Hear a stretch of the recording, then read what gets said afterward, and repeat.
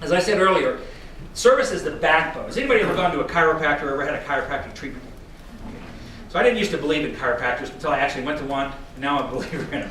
Right? And I tell people, a chiropractor basically, if you understand anything about chiropractics, basically they say, the backbone is this conduit that everything runs through in your body. Every nerve that you have in your body goes through your backbone. So just think of this big conduit, all right? And if that backbone gets out of alignment, if a vertebrae pinches into a nerve, that is going to create pains someplace other than in your back. Your back won't know it because that nerve's not attached to your back. It's attached maybe to your arm or your finger or your leg or someplace else. So many times when you have a pain in your body, it's not because it's hurt there. There's something back here. It's like the electrical cord is pinched. You don't feel it in your back. You feel it down here someplace else. So a chiropractor, basically what they're doing is they're going to get everything realigned in your back so that all your nerves and everything are in a nice line so you don't have any pinches anymore. And that's basically what it is. All right, so the same thing in a shop. So a shop has to be aligned. If everything is working right in your shop, guess what happens? You don't have any pain where? In other parts of your body. Right now, most of your shops are all crimped and curled and gnarled up, and that's why you got all your pains in there. So how do we get rid of our pains? Well, the first thing we have to do is create a process. And our process, and again, I'll talk about it a little bit here. Our process is basically when a piece of equipment comes into a dealership, the first person that touches the customer is going to be our, whether you call it a service writer or a whatever it is.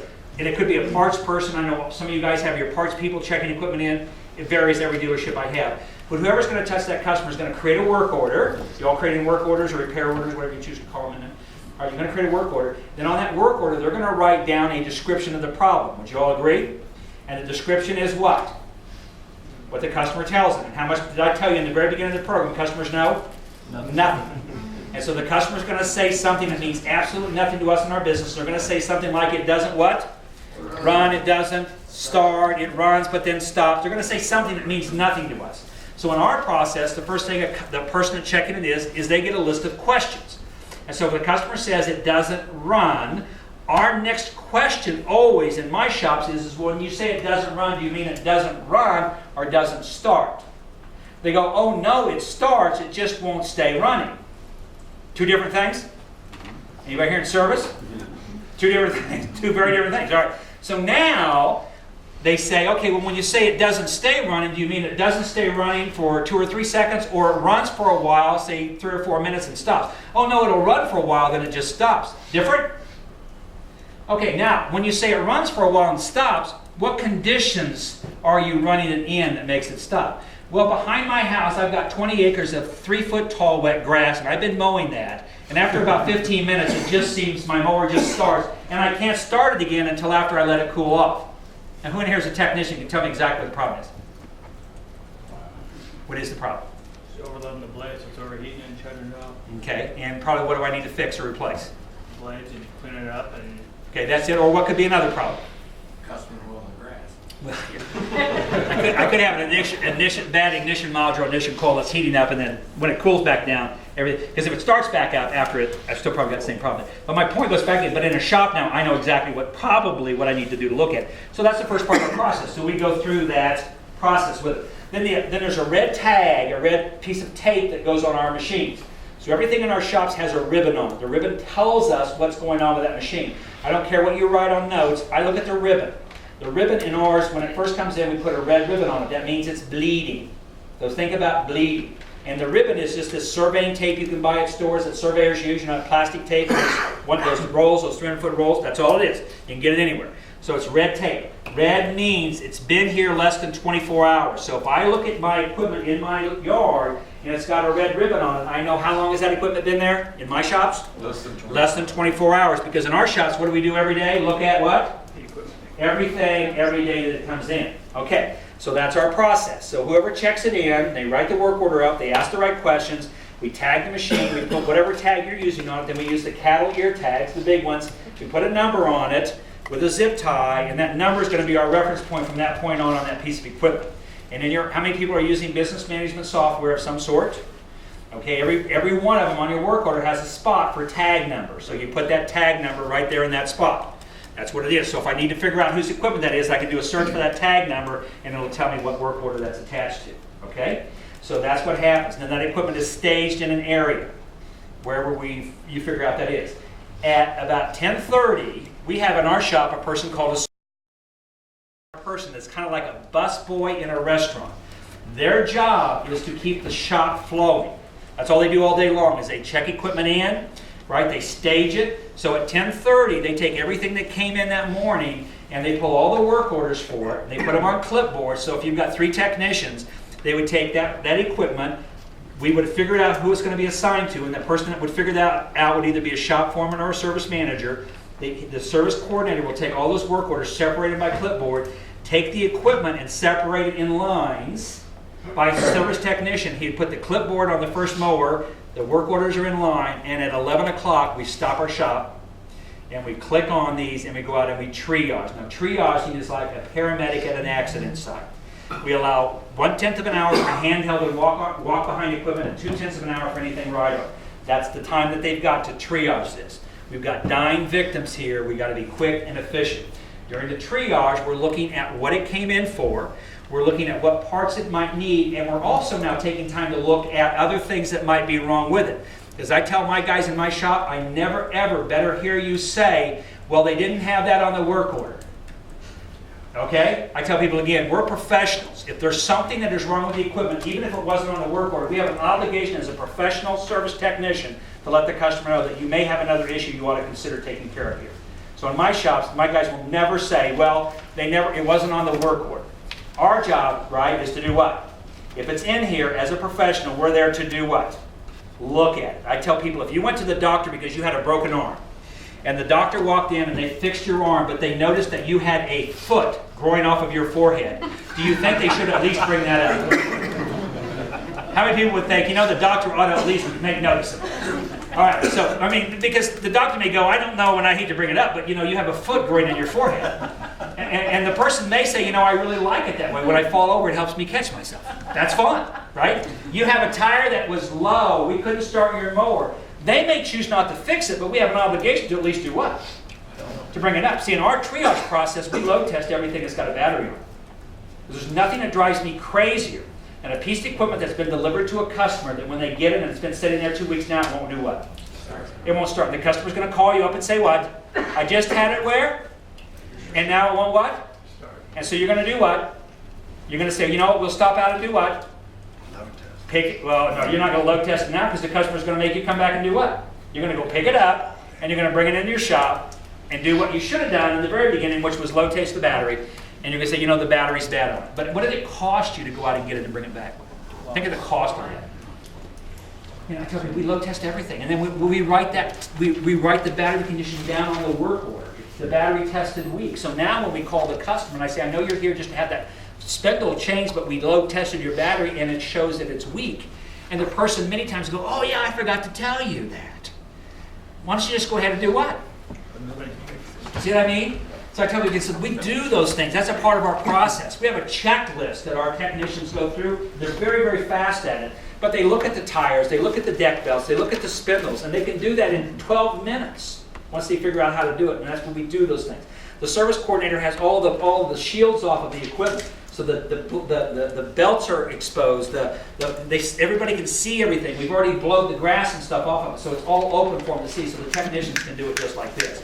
So at that point, they figure out the parts they're going to need for it. Now, sometimes you can't. 75% of the time we can figure it out. 25% of the time we won't know.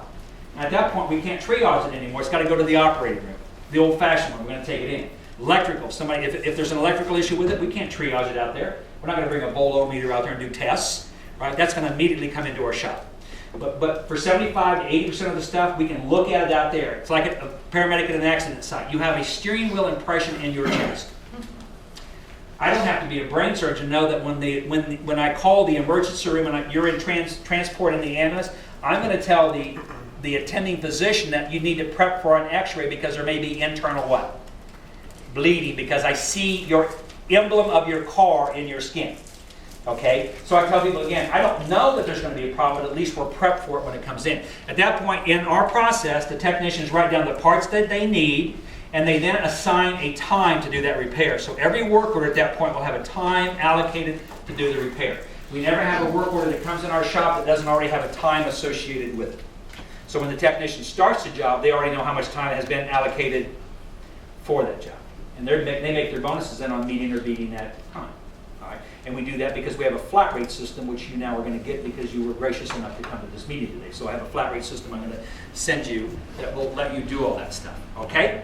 All right, but that's our process. Then when the technicians triage the equipment and it's done, the red ribbon will come off and we'll put a blue ribbon on the machine. And the blue ribbon means it's been triaged and the work order is now in the hands of the parts department who's starting to look up parts or pull parts for that job at some point in the future. I'm not going to work on that machine until Wednesday of next week, but I'm going to look at it today. So if I need parts, Bob, I've got time to do what? I got them in here. So at that point on Wednesday, guess what's already going to be there for me? It's like NASCAR. Anybody NASCAR fan? I love NASCAR. Why is it in NASCAR that they can change 4 tires, fuel a car, wash a windshield, and adjust the suspension on a car in 13.5 seconds? Yet if I went to my GM dealer in Kansas City and says, hey, I need you to put 4 tires on and wash my windows, I'll be back in 5 minutes, they would laugh at me. It could be done in 13.5 seconds because I see it done every week in NASCAR. Why couldn't they do it in 13.5 seconds? Because they're not what? They're not prepared. In my shop, it becomes a NASCAR event. I tell people again, when that machine comes in, guess what's already there for it? All the parts are there for it. The work order's there. Everything is there. There's a timer already set on it. When did the equipment get washed? Do we wash the equipment after we service it or before? Why would you want to bring dirty equipment in your shop if you're going to wash it anyways? Everybody washing equipment? If you're not, you should. And I know in every state, some of your counties up in here, people are really, you got to be really, on top of your thing from a water reclamation standpoint. But I try to get everything washed, or at least you're blowing it off with air. But I tell people, if we're going to clean it anyway, why would we not clean it before we bring it into our shop? Because if we bring it in our shop dirty, what do we have in our shop? Dirt. What do we not want in our shop?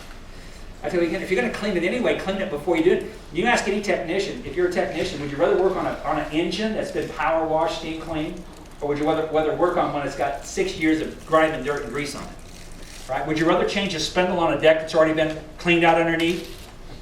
And all the grass is off the top of the deck and off the pulleys? Or would you rather bring it in, you scrape it out, right, and do that stuff? I tell people again, we do it prior to it. That's what my service coordinator does.